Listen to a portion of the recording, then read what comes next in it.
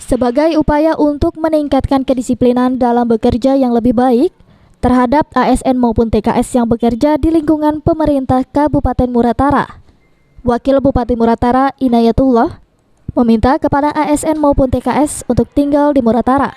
Kebijakan tersebut mulai berlaku selama kepemimpinan Inayatullah bersama Bupati Devi Suhartoni, sehingga ASN maupun TKS harus mematuhi semua kebijakan yang ada.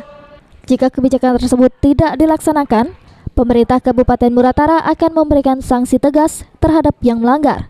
Kami harapkan para ASN yang sesuai dengan perjanjian dulu, artinya dia tidak memungkinkan jam kerja harus tinggal di Muratara. Apalagi TKS.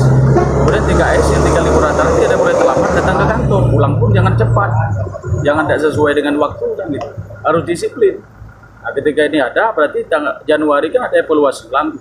Nah, itu diharapkan nanti di Januari itu penertiban yang baik jumlah ASN per OPD maupun disiplinnya.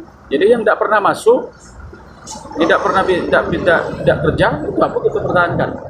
Inayatullah pun berharap baik ASN maupun TKS segera bertempat tinggal di Muratara agar bisa masuk kerja tepat waktu sehingga bisa memberikan pelayanan yang terbaik untuk masyarakat. Adi Arianza, PAL TV.